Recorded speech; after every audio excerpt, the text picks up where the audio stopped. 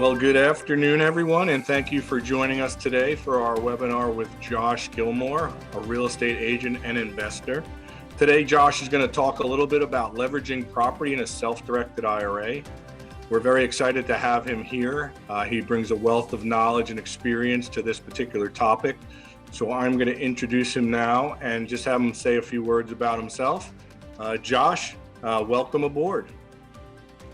Appreciate it. Thanks so much for having me, Scott. Love doing these webinars and getting a chance to educate people about all the different ways you can do real estate, especially my favorite, which is using a self-directed IRA. A little bit about myself. I've been a real estate agent and investor for over a decade now, own the majority of my properties through a self-directed retirement plan to diversify from stocks, bonds, mutual funds, and to get tax benefits you get in an IRA with real estate.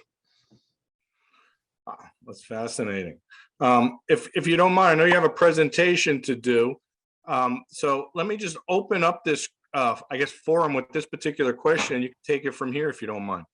Yeah, absolutely. Obviously, when we talk about the stock market today, I think volatility would be a good word to describe it. What can an alternative asset provide to an investor who is uncomfortable with basically the roller coaster ride that the stock market seems to take you on a daily basis? Well, yeah, great question. And obviously right now we're seeing a huge correction in the market and a lot of volatility. And in general, when it comes especially to your retirement plan, there's a huge lack of income with just owning an up and down position. And with corrections, you may be in a position where your ROI isn't high enough to retire from one day to the other. So obviously that can be a very scary thing for you. And alternative assets, mainly non-correlating assets like real estate, which doesn't correlate with the stock market historically, is a great safe haven for investors. And one slide I always want to share just to show you how huge this space is. There's over $7.3 trillion in IRA accounts and over $4.2 trillion in 401ks for American retirees, and only 4% of those funds are actually self-directed. And what we're talking about is truly self-directed, not your Fidelity or Charles Schwab self-directed pick your own stocks. We're talking next generation trust. You can buy real estate, gold, precious metals, cryptocurrency, all types of alternative assets to give yourself protection. And obviously right now, it's a very scary time to have a lot of holdings in the market. You know, any investor investing last year is down a lot, and any investor over the last few years has lost a good chunk of what they've made. And we really don't know where the bottom is right now. So with self-directed IRAs, they're an excellent tool to protect you from that. So what do you think it is that many people might not know or understand about self-directed IRAs? Absolutely. Come across people all the time who do not understand or are kind of misled by what they read online or see online or hear from their financial advisor. So a lot of myths that are total myths I like to get out of the way as early as possible is the fact that, like, number one, it's not legal to invest in real estate with your IRA. What a lot of financial advisors will say is, well, you can't do that. You'd have to cash it out. And people obviously wouldn't want to pay the tax penalties and just keep their money with a financial advisor. But in reality, they can move to a self-directed IRA, and then that self-directed IRA would actually buy and own the real estate. So myth 1 and 2, it is absolutely legal and you can do it. You just need the right custodian. And a self-directed IRA, people think it's very different. In the eyes of the IRS, it's all the same type of account. People think it's not safe, it's dangerous, I could lose my investment. They follow the same federal guidelines and they're all FDIC insured. So you're protected whether you're with Fidelity or with a self-directed custodian. Your IRA can't borrow money, that's false. And we're going to teach you how to do that today, where you can use leverage to increase your purchasing power, not with stocks, but with real estate. And you need to have an LLC in order to do this and have a business. And that's also a myth as well. You can open up an individual self-directed IRA. Now, it's interesting, I guess a little bit of foreshadowing, but if a self-directed IRA is the right vehicle to use to invest in alternative assets, which would be a good alternative asset to consider to invest in, and why would it be that way? Well, I'm obviously very partial to real estate investing because that's how I've made my wealth and put myself and my family in a position for a great retirement. And, when it comes to investing, I like to follow the bigger players out there, like a Mark Cuban. Mark Cuban only owns a handful of stocks right now because of how volatile the market is, and is investing in alternatives. And the financial crisis was a huge, huge loss. So I follow what the other major investors are doing, and that's investing in alternative assets and businesses. And to me, rental real estate is a business. You own the property as a business, it creates passive income, and then that business is owned by my retirement account, generating that income. So one other investor who kind of came out in the media and people were just shocked that he had over $20 million in a Roth IRA is Mitt Romney. He was investing in companies he knew how to invest in real estate properties. And that's how he built his wealth. And real estate is how the majority of millionaires are made in this country.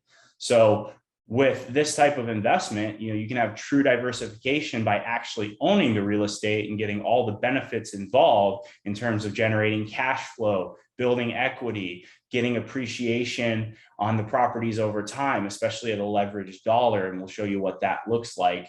And especially in a bear market, in terms of like a market crash, even if you look at 08, 09 crazy one-time real estate crash, investors who own cash flowing real estate still did well. And that's because their asset isn't just an up and down position, it's an income producing asset. And it's a very strong safe haven for when your stock market's unstable and markets in general are unstable and we're in a recession.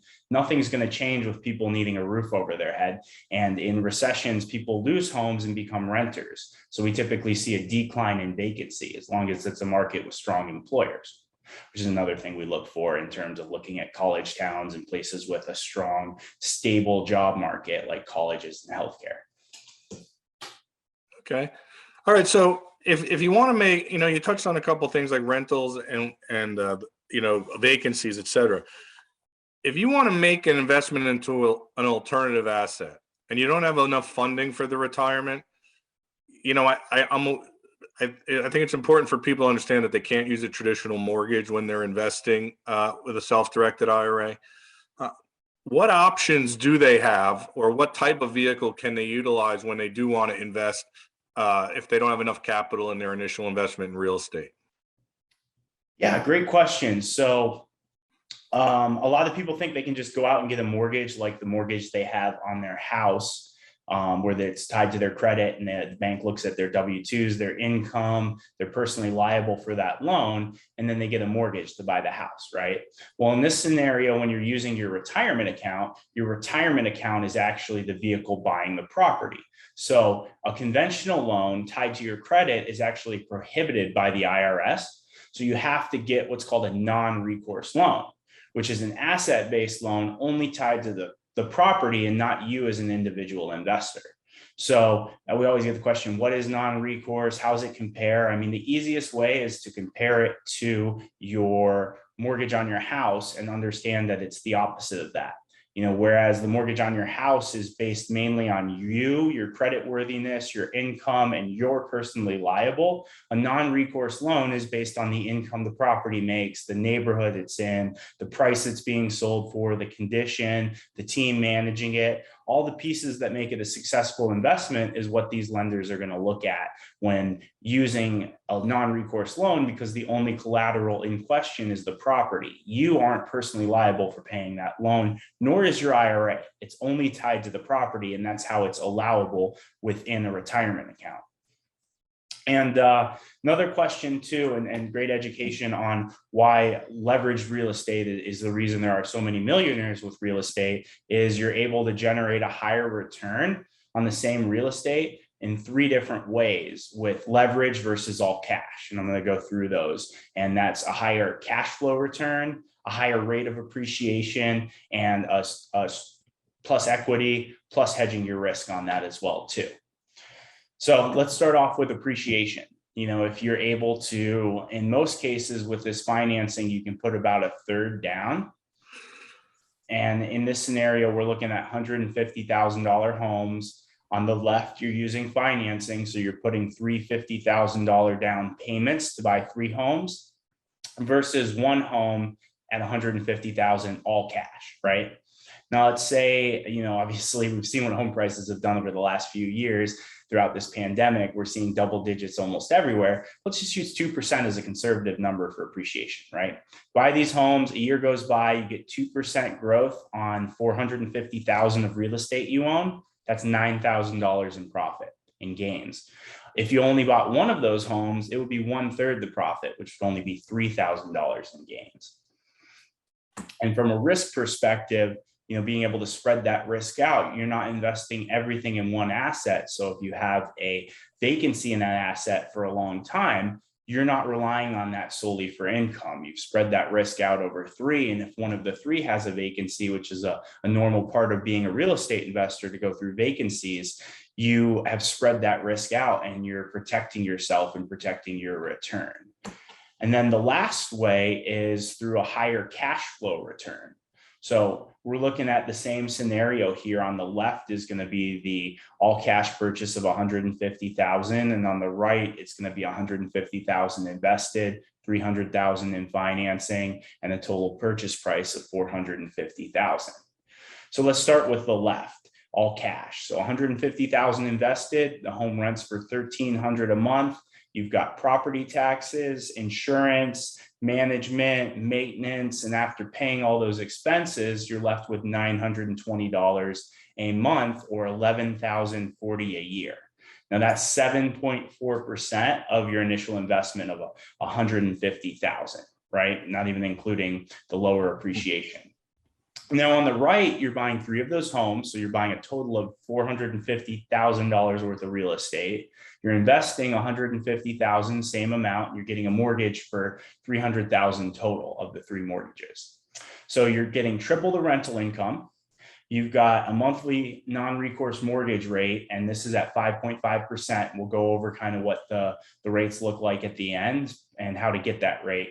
But you get $1,650 in mortgage payments. All the expenses are tripled: $600 for taxes, $120 for insurance, $300 for management, $120 for monthly maintenance. And yet at the end of every month, you're making $190 more per month, or over $2,000 more per year in cash flow, with the same amount invested, just by utilizing the bank's money to your advantage. And in addition to not only making over $2,000 more per year, you're also building equity. And that's another secret of the wealthy is long-term holding these mortgages. The longer you hold them, the more equity you're building from the tenants paying that mortgage off for you. So that puts your rate of return at 12% instead of 7.4% on the same exact properties with the same amount invested, just utilizing leverage. And a huge benefit, especially being that these retirement accounts are something we can't touch till you turn 59 and a half or older, is while they're cash flowing and generating an income for you, is to use that cash flow to accelerate the mortgage pay down. So, over typically, like in this scenario, it would be about 12 years until you could have these 3 properties free and clear by utilizing the cash flow plus the equity you're building. And what that looks like, 12 years down the road for the investor who did 3 of these is $36,000 a year in extra cash flow off that initial $150,000 invested, versus the investor who just bought 1 and they're just cash flowing at $1,000 a month. 1/3 of that because they only own 1 asset. And that translates into, at retirement age, a 24% rate of return just from the income you're making off these properties. So the long-term play with this is obviously much more of a long-term buy and hold, buying typically new construction homes. So in 12 years, they're still not very old and there's very minimal maintenance. And you've seen a lot of rent increases over 12 years. If you think back to what a home was worth 12 years ago versus today, it's worth a lot more. And that's the benefit to real estate is a good natural hedge against inflation, unlike the stock market and unlike equity markets and things of the traditional nature that you get for 96% of the IRAs out there. That is great. The non-recourse strategy is really lets you get a bigger bang for your buck. I think that's fantastic. you did touch on it briefly, but my next question to you would be, it's a two-parter. One is, I'm not sure how well, let me put it this way. Where would you go to find a non-recourse loan? Because you couldn't get it at a bank, can you? Or some banks do offer non-recourse loans. So it's a great question because it is very difficult to get. Majority of banks do not offer a non-recourse product because they consider it too risky for the bank, not for you, because it's only tied to the asset. And most banks are going to want a credit score and a personal liability, like ABC, versus a non-recourse loan would have a no score because they're not running your credit and you're not liable for that loan. It's not a recourse loan, it's a non-recourse loan. So it's definitely more of a challenging loan to get. There's a lot of typical paperwork you need to fill out. Some companies you can work with can do some pretty creative things like doing volume and being able to get the financing in volume. And a lot of local credit unions typically, because credit unions are community owned versus nationwide and being as much for profit, where community banks tend to be a lot more aggressive, especially in their local areas. It's always a good idea to check with those first and local banks second, because local banks that know their area and know their market really well are going to be more comfortable than the Bank of America, which is just going to send this away, right? They would never approve that type of loan. And then another way too is as a buyer negotiating with the seller, it's always a great option to discuss and try to negotiate in seller financing, especially if it's something like a rehab. A lot of times, if someone's looking to get rid of it as is, you might be able to get a good chunk of the purchase price as a note on the back end. And usually you can get a lot more aggressive terms from a seller who needs to sell. You may have to pay a little bit more for the asset up front and be overvalued. But like say $100,000 asset, if you were to offer 120,000, but get a note at 5%, you'd end up making a lot more money in the long run by utilizing 60,000 to buy that versus waiting to save up to have 100 or using 100. Right? You can typically be pretty negotiable about that. And a lot of times seller financing, as long as it's written up as a non-recourse loan, is an acceptable way to use non-recourse. Okay, and I do want to touch on that. Well, part two of my question would be making the assumption at 5%. If you're looking at rates, is there any correlation, even though it's not a traditional mortgage, but between traditional mortgage rates and non-recourse loans? So it depends a little bit on the type of non-recourse loan, right? Like there's a lot of correlation with like a hard money loan, because those are usually double what the traditional markets are. And in general, the Fed rate and non-recourse rates aren't correlated when we're looking at banks. And that's because the criteria is different. Non-recourse loans aren't federally backed. They're not at the same as a Fed loan. So they're usually in general a lot higher than what conventional loans are. However, being that rates have kind of gotten back to normal, and before the pandemic, this was true, and this is starting to be true and probably will be true as we get into next year with a few more Fed rate hikes, is you can actually find some better, more aggressive non-recourse rates out there than conventional. And that would be obviously makes it a very good time right now to do a self-directed IRA and invest in real estate that way, because you're able to get a better cash flow if you can get a lower rate. And obviously you get all the tax benefits of an IRA where that cash flow is either tax-free or tax deferred. Okay. Well, I guess within your experience in real estate and non-recourse loans, is there any potential then to negotiate with the lender the rates, or since there is, there's no direct correlation to mortgage rates, is there any potential for that? Well, I feel that there's always potential to negotiate with a lender, right? It just depends on how big they are and how aggressive they are and what kind of their guidelines are. So it's one of those things that never hurts to ask. I find the best negotiation is on the seller finance side. because when it comes to sellers selling these properties, they're very motivated to move them. And if you have a great offer and they can hold a note, even if it's for a shorter period of time, because that's another thing about non-recourse that's good to mention. They're typically shorter terms than conventional loans. They may be amortized over 30 years, but they're usually only a fixed rate for anywhere from 5 to 15 years. So a lot of sellers will give you a note and that'll be for 5 years. And that's a good thing because you're going to use the cash flow to pay it off. And then you can always refinance the remaining balance with another lender. And then you can get much more aggressive rates because it's a very short-term note. Essentially a seller will only have to hold that note for a maximum of 5 years at most, if they sell you the property at a discounted rate, but use a note for the rest of the purchase price. I gotta tell you, Josh, that was a tremendous amount of information in a short period of time. But no, I think we went a little too fast. We'll have to slow it down next time. No. It wasn't that. It was just so much. It was really good information. I mean, the non-recourse loan, it comes up so often when I'm on the phone with people because they do bring that up, and if they're not aware of the way the self-directed IRA process plays out and they think they can get a traditional mortgage, it's a little upsetting to them to find out that no, there's another way to go. But the way you pitch this today, it really makes it sound like it's a great strategy to utilize.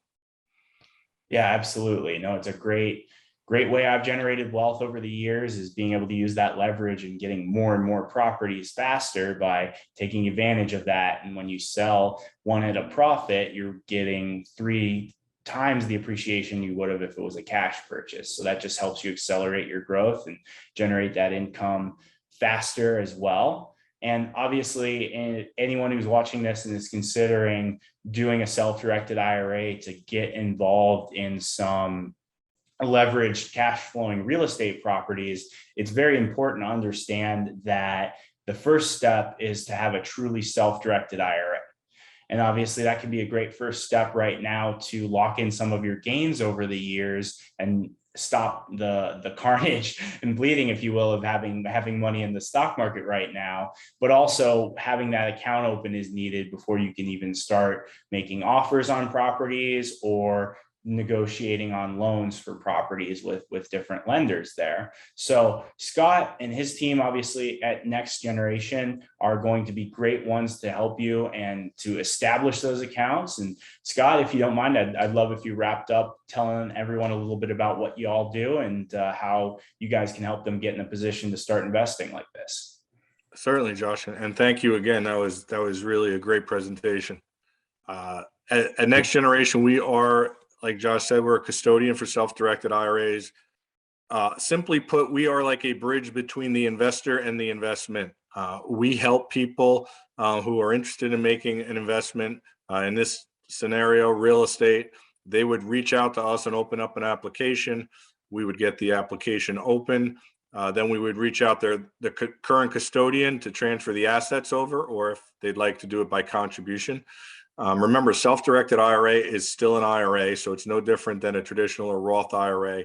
That vehicle stays the same. So if you have a traditional IRA at someone like Fidelity and you want to move that money over to Next Generation, it's still a traditional IRA. By self-directing, you don't lose any properties in the IRA. So I think that's important to understand. Once that money is moved over to Next Generation, then we will look at your investment. We'll do an evaluation on what it is you'd like to buy, just to make sure it meets all IRS guidelines. And then once that review is completed, then we'll let you know we are ready to move forward on your behalf, and we would make the purchase of the real estate using your IRA. So that's basically how it works. It's a 3-tier it's a 3-step process, I should say. It's first, open an application; 2, fund the account; and 3, make the investment. So relatively simple. We have a dedicated staff that is more than willing and able to help you, and happy to do so. And whatever questions you have, we'd be happy to address them for them. So don't be shy about reaching out to us either. I don't know if there's anything else we'd like to put on a bow on this, Josh, but any questions for me directly? I'd happy to address it for you, or Yeah, no, I think we're at a good place to stop. We're very close to 30 minutes. I would guess the best question to ask, because I get this a lot of times, is how quick is the process and how soon can an account be opened with y'all? Well, that's a great question. Our timeline is generally 3 to 6 weeks, and the reason why there's like a somewhat of a gap there is moving money over from another custodian is a variable. We don't know how soon that can happen, and because that's the middle step in the process, the third step can't happen until the second step happens. So when you open up an account, it's a day or two, three tops, but usually a day or two. Moving the money from the other custodian could take up to 10 business days, where the lag is. And then if there's any complicated investment, which happens from time to time when we do our review, that may slow things down. But for the most part, a 3-week timeline, if everything goes well, is totally reasonable. Guys, a question came in. You got a little more time. How do you get a non-recourse loan for a fix and flip property? Well, fix and flip property would be a lot more challenging to get a non-recourse loan. Common loan for a fix and flip is a hard money loan, and a hard money loan can be a non-recourse loan. It just has to be written in that way. And in fact, from my experience, the majority of hard money loans are non-recourse because they're only tied to the asset. It's quick funding. It's you need it tomorrow. It's usually at 10 to 12%. So obviously it wouldn't make sense for a long-term rental, but for a fix and flip, if you're holding it for 3 to 6 months, you can definitely do that. Fixing and flipping is great. I've done flips before myself outside the IRA. Inside the IRA, I consider it very risky for a number of reasons. With an IRA investment, if it's done within the IRA, you can't use personal funds to supplement it, besides making a contribution, which we're usually limited to about $5,500 on. So it's important to have a really good feel for not going over budget. And if you're very experienced in flipping houses and you're really prepared and you've got large IRA that can cover any expenditures beyond what is budgeted, right, in terms of fixing the house and having it ready for sale, great. But if you needed to come and use your own money or be hands-on with it, all of those are prohibited transactions. Like your personal non-qualified funds and your checking savings, you cannot add those. But I would look at hard money lenders and just let them know you're doing it through your IRA and you should be good to go. And I see one more. It looks like we do have another minute. So down payment for non-recourse loans can vary a little bit depending on the bank. Typically, it's between 30% to 50% down. And it's always going to require a higher down payment than your conventional loans on investment properties, which are either 20 or 25, because of the same reason why it's riskier for the bank. It's only tied to the asset. So the lenders want a higher down payment as collateral. You having more equity from the beginning than like a 20% down loan where you're personally liable for that loan, because the only collateral here is obviously only the property. Guys, I want to really thank you. Next Generation has been sponsors of us for some time now, for maybe 8-9 years, and they've always have been always great, and they've always had some amazing stuff to offer, and they're real true professionals. And it's a pleasure to meet you, Scott. I know I've been working with Brittany for a while, and I know Jamie from your firm, and she's amazing, and it's just a great company. You guys are really sharp, and I'm very honored to have you as clients. Josh, well, thank you very much. Yeah, you guys are great. And Scott, you did bring in amazing guests. Josh, you were amazing. So it was so informative. I really liked this webinar a lot, and I learned a lot from you, Josh. And I want to thank you for that. Thank you. Pleasure. Thank you, guys. Thank you both, and thank you for everyone who attended. Yeah, thank you so much. Bye-bye, guys. Bye now. Here.